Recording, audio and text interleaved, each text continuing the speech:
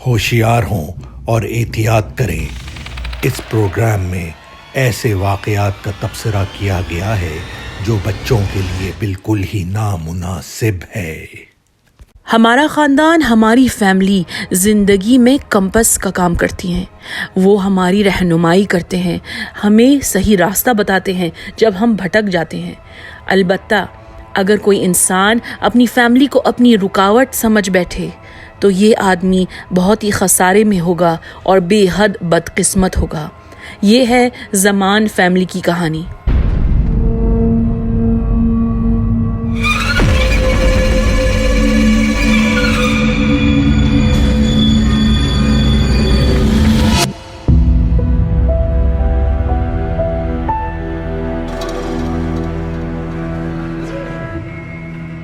منیروز زمان جب بنگلہ دیش سے امیگریشن کر کے اسکاربرو کینیڈا آتا ہے تو اس سے ایک بہتر زندگی اور سنہرے مستقبل کی تلاش تھی۔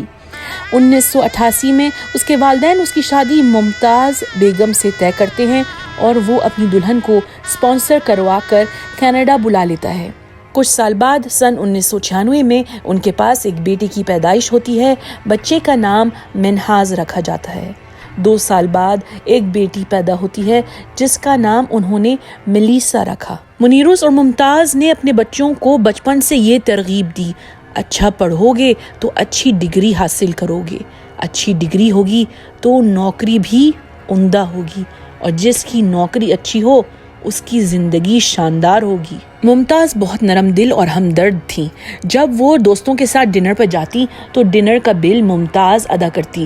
کسی کو گاڑی کی رائڈ چاہیے ہوتی، کسی رشتہ دار کو ڈاکٹر کے پاس جانا ہوتا تو وہ ٹائم نکال کر ان کے ساتھ اپوائنٹمنٹ پر جاتی۔ ممتاز کو لوگوں میں مل جل کر بیٹھنا اور بننے سنورنے کا شوق تھا۔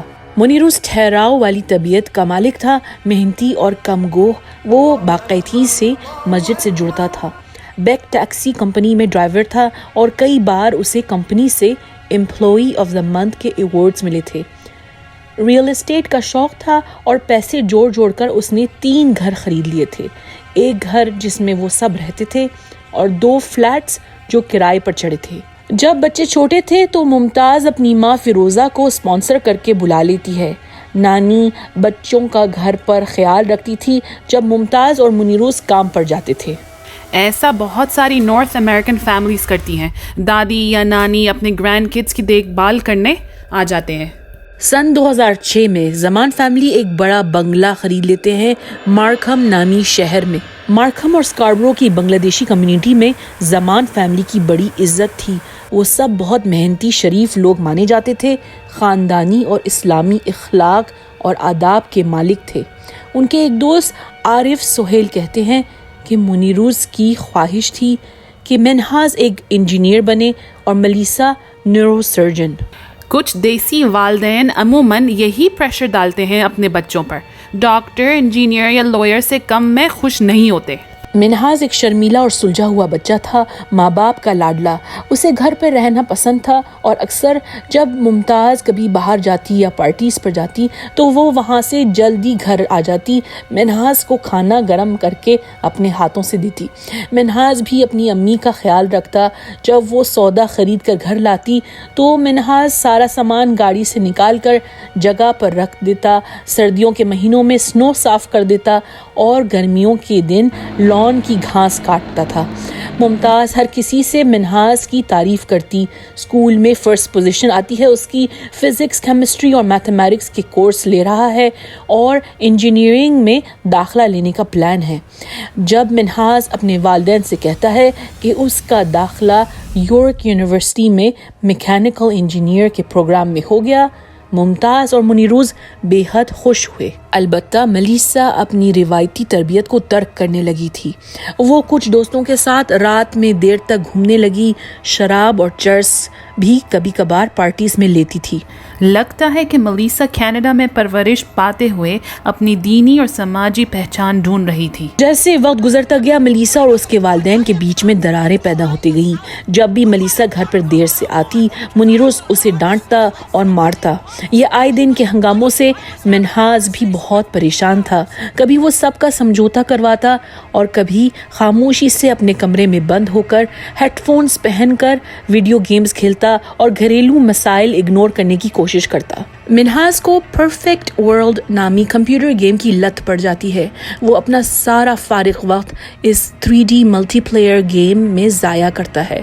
منہاز یہ گیم کھیلتے ہوئے ڈسکشن بورڈز میں اسرائیل، بیلجیم، ٹونیزیا، انگلینڈ، دنیا جہاں میں رہنے والوں سے دوستی کرتا ہے اور اپنے اکیلے پن کو دور کرتا ہے۔ سن 2017 زمان فیملی کے مضبوط بندھن ٹوٹنے لگ جاتے ہیں۔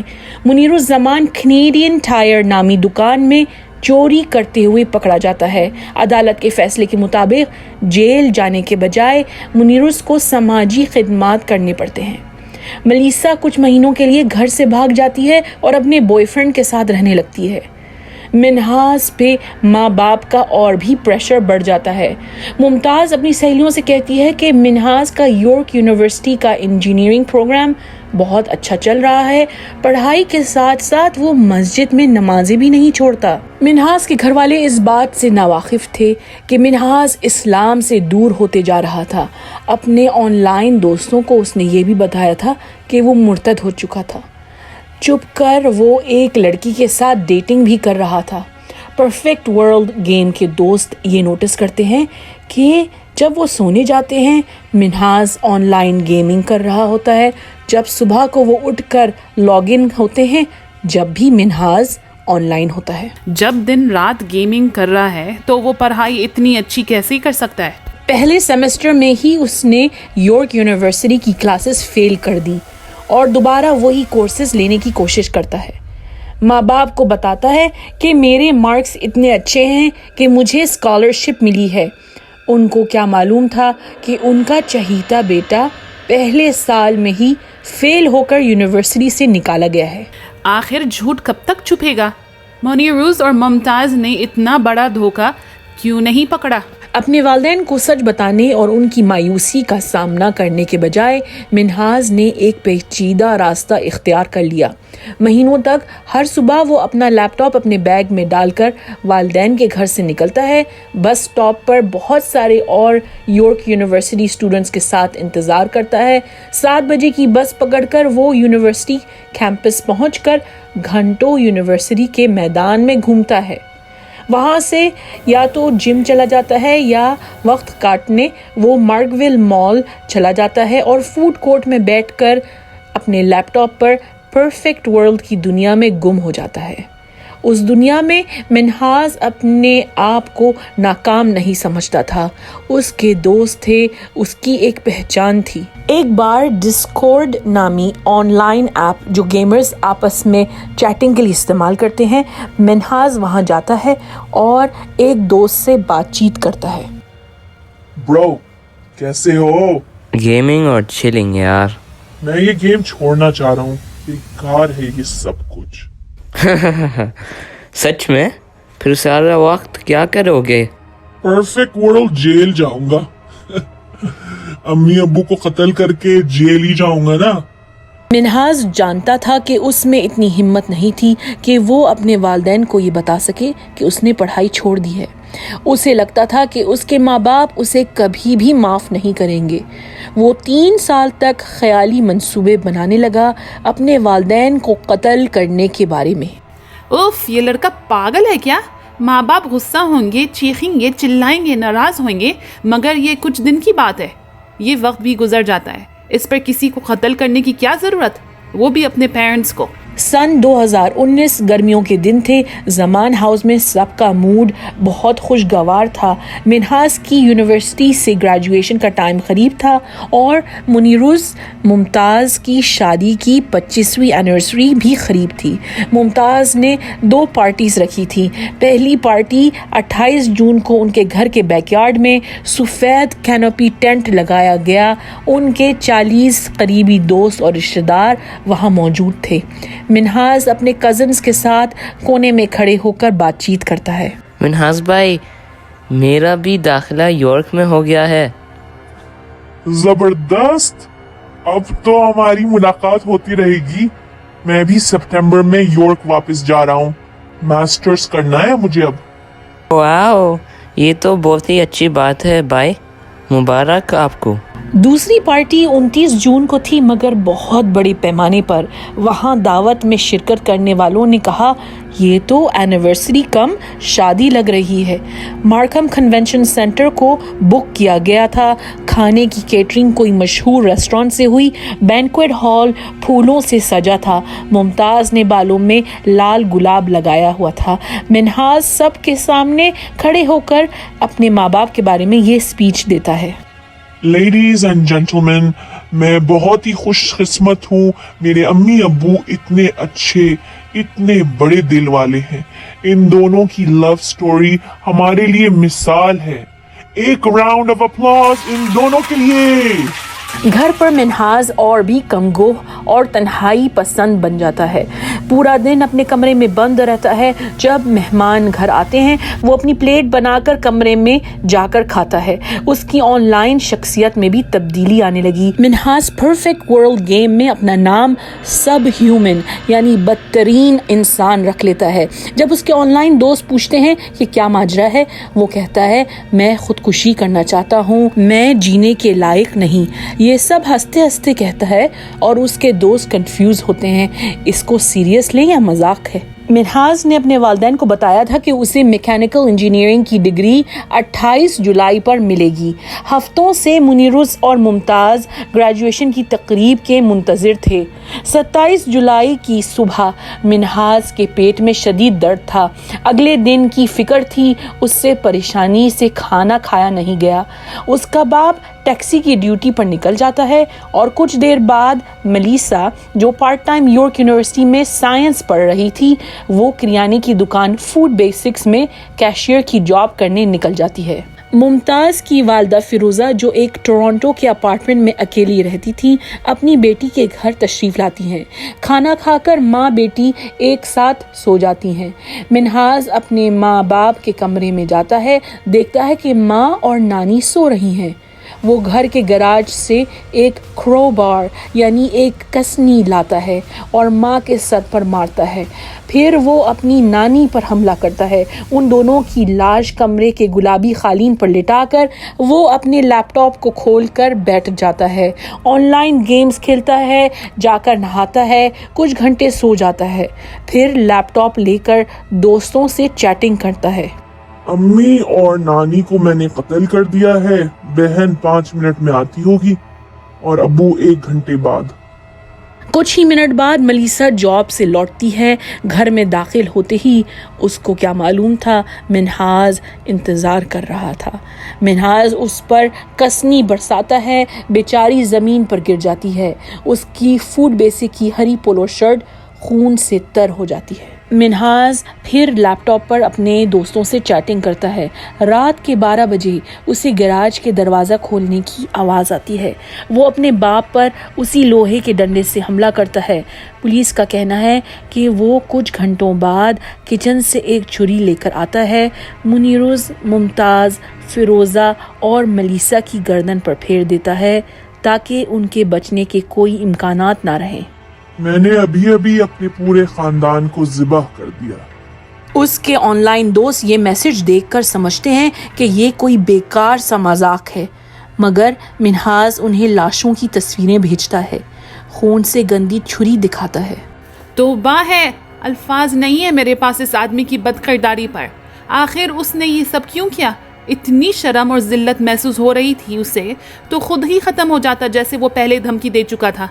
ماہر سماجیات اور نفسیات نیل ویبسڈیل ناردرن ایریزونا یونیورسٹی میں فیملی وائلنس انسٹیٹیوٹ کے ڈائریکٹر ہیں، اور ان کا کہنا ہے کہ منہاز جیسے شخص اپنے جاننے والوں کے سامنے اپنا ایک سلجھا ہوا تمیزدار روپ دکھاتے ہیں، مگر ان کے اندر فیملی کی طرف سے دباؤ ان کے لیے پریشر کوکر کی طرح ہوتا ہے، اور کبھی یہ پریشر کوکر پھٹ جائے تو بہت نقصان ہوتا ہے۔ وہ اپنی فیملی کو ختم کر کے یہ سوچتے ہیں اور اس غلط فہمی میں ہوتے ہیں کہ وہ ان کو مار کر ان پر ایک احسان کر رہے ہیں۔ 3 سال سے پلان بنا رہا تھا، کل کی ڈیٹ بتائی تھی یونیورسٹی گریجویشن کی، مزید انتظار نہیں کر سکتا تھا۔ یار تم مذاق کر رہے ہو؟ آخر تم نے یہ کیوں کیا؟ میں نے یہ اس لیے کیا کیونکہ میں نہیں چاہتا تھا کہ وہ میری وجہ سے شرمندہ ہوں۔ منہاز کے آن لائن دوستوں نے پولیس کو کیوں اطلاع نہیں کی؟ ایک آن لائن گیمر جو ٹونیزیا کا رہنے والا تھا، لاشوں کی تصویر دیکھ کر کرائم سٹاپرز انٹرنیشنل فون کر کے منہاز کی شکایت لگاتا ہے۔ کچھ گیمرز منہاز سے اس کا ایڈریس پوچھتے ہیں اور وہ کہتا ہے کہ ابھی تو نہیں بتاؤں گا۔ گیمرز ڈر جاتے ہیں، سوچتے ہیں کہیں یہ کسی اور کا قتل کرنے والا تو نہیں۔ بیانکا نامی ٹورنٹو کی ایک گیمر منہاز کا پے پال اکاؤنٹ اس کے گھر کے ایڈریس سے جوڑ لیتی ہے۔ وہ یارک ریجنل پولیس جو مارکھم کی پولیس ہے ان کو فون کرتی ہے۔ قتل کے تقریباً 12 گھنٹے بعد پولیس آفیسر زمان فیملی کے گھر کا دروازہ کھٹکھٹاتے ہیں۔ لگتا ہے کہ پولیس آ چکی ہے، گڈ بائے۔ منہاز اپنا لیپ ٹاپ بند کرتا ہے، دروازہ کھولتا ہے، دونوں ہاتھ اوپر اٹھاتا ہے پولیس کو بتانے کہ اس کے ہاتھ میں کوئی ہتھیار نہیں، خاموشی سے گرفتار ہو جاتا ہے۔ بزدل آدمی، اپنا پورا خاندان تباہ کر دیا۔ زمان خاندان کے قصے نے کینیڈا میں رہنے والے بنگلہ دیشی، پاکستانی، انڈین فیملیوں کو ہلا کر رکھ دیا۔ لوگ سوچنے لگے ایک بیٹا کیسے اپنے چاہنے والوں کو ایسی بے دردی سے قتل کر سکتا ہے۔ سب اپنے بچوں کی طرف دیکھنے لگے، کیا ہم بھی اپنے بچوں پر زیادہ دباؤ ڈال رہے ہیں؟ سٹریس اور پریشر کی وجہ سے ان کی مینٹل ہیلتھ پر غلط اثرات تو نہیں ہو رہے؟ 2 اگست 2019 جمعے کے دن ملیسا زمان جس کی عمر 21 سال تھی، منیر الزمان عمر 59 سال، ممتاز بیگم 50 سال، فیروزہ بیگم 70 سال، یہ 4 زمان فیملی کے افرادوں کے جنازوں کو اسلامک فاؤنڈیشن آف ٹورنٹو میں لایا جاتا ہے۔ سینکڑوں رشتہ دار اور جاننے والے شرکت کرتے ہیں۔